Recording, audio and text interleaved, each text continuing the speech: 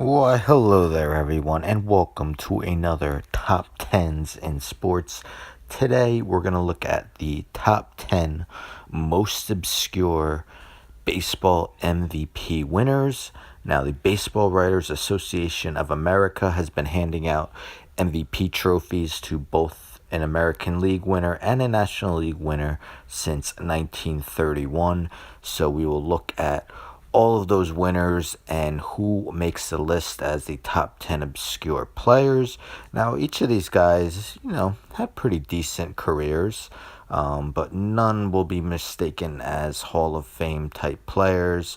There have been many Hall of Fame type players that have won MVP trophies throughout the years. These guys just aren't them. So here we are with the top 10 most obscure MVP winners in baseball. Number 10 goes to Willie McGee. Willie McGee won the 1985 National League MVP as a member of the St. Louis Cardinals. That season, he led the National League in three categories, including batting average at .353, 216 hits, and his 18 triples. Also led the NL during that year. He also accumulated 114 runs scored, 26 doubles, 10 home runs, 82 RBIs, and 56 stolen bases. He had a solid 18-year career, 295 career average, but only 79 home runs. He only had one season of at least 100 runs and one season of 100 RBIs in those 18 years. Number 9, Ken Caminiti. Ken Caminiti won the 1996 National League MVP with the San Diego Padres. That year, he batted .326 with 40 home runs, 130 RBIs, 109 runs scored, 37 doubles, and 11 stolen bases. Caminiti provided power throughout much of his career. In 15 years, he had 239 home runs and 983 RBIs, but he never had in any season in his career other than his MVP season where he had at least 30 home runs, at least 100 RBIs, or at least 100 runs scored. That was only done during his MVP year. Number 8 is Terry Pendleton. Terry Pendleton was the 1991 National League MVP as a member of the Atlanta Braves. That season, he led the NL both with a .319 batting average and 187 hits. He also hit 22 homers, 34 doubles, scored 8 triples, scored 94 runs, and had 86 RBIs and 10 steals. He was also the runner-up for National League MVP the following year. Nothing special throughout the remainder of his career, though. It did last 15 years. Finished with a career .270 batting average with 140 home runs. Number 7 on the list is Phil Cavarretta. Phil Cavarretta won the 1945 National League MVP as a member of the Chicago Cubs. That year, he led the National League both with a .355 batting average and a .449 on-base percentage. Had 6 homers, 34 doubles, 10 triples, 97 RBIs, and 94 runs scored. Had a lengthy career as he played from 1934 to 55. Was a solid career .293 hitter, but just had 95 career home runs and only had a 3 WAR or higher in 3 of his 22 seasons. Number 6, Jeff Burroughs. Jeff Burroughs won the 1974 American League MVP with the Texas Rangers. That season, he led the American League with 118 RBIs, also hit .301, 25 homers, 33 doubles, 84 runs scored. The following 2 seasons, though, after that MVP year, he hit just .226 and .237. He ended up playing 16 years in the majors, hit .261 with 240 home runs. He hit 41 home runs in 1977 with the Atlanta Braves, but finished his career with an ugly negative 19.1 defensive WAR.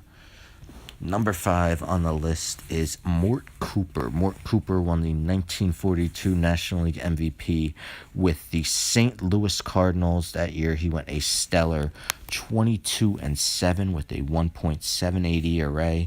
Pitched in 37 games, 35 of them were starts. Had a 0.99 WHIP. Was an excellent pitcher for a 3-year span, starting with that 1942 season and through 1944. Those 3 years, he went 65-22 with a 2.17 ERA. But in his other 8 seasons in the big leagues, he finished with a slightly over 500 record at 63-53 with an ERA well over 3. Number 4 is Marty Marion. Marion won the 1944 National League MVP, also with the St. Louis Cardinals. That year he hit .267 with 6 home runs, 63 RBIs, 26 doubles, and 50 runs. Not really numbers that would make you think MVP candidate, never mind winning the MVP. He was an excellent defensive shortstop throughout his career. Was much better in the field than at the plate, as in his 13 years. He hit .263, but with only 36 career home runs. Number 3, Willie Hernandez. Hernandez was the 1984 American League MVP with the Tigers. That year, he went 9-3 with a 1.92 ERA, 0.94 WHIP, and 32 saves. He also won the American League Cy Young in that season.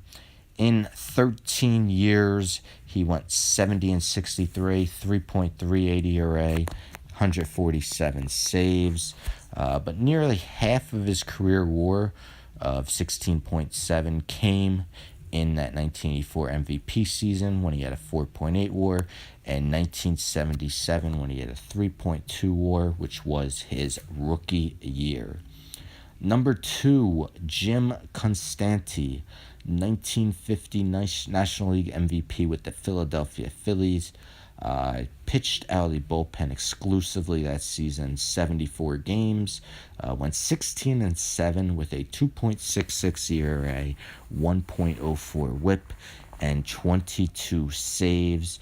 That was his only All-Star appearance in his 11 seasons. For his career, he went 66-48 with a 3.46 ERA. Started 36 games out of his 433 career appearances.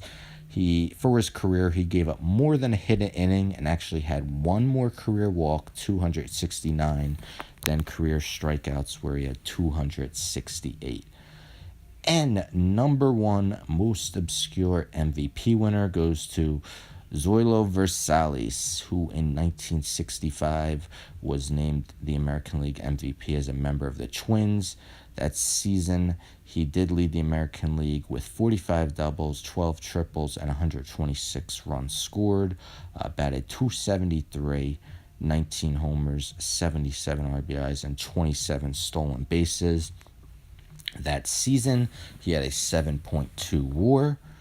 His other 11 seasons combined in the big leagues, it was just a 5.4 WAR, so more than half of his career WAR came in that MVP season. In his 12 years, he batted .242 with 95 home runs and 471 RBIs. So Zoilo Versalles is your most obscure MVP winner in baseball history. Thank you for watching another Top 10s in Sports episode, and thank you to Baseball Reference for all the stats that were provided in this video.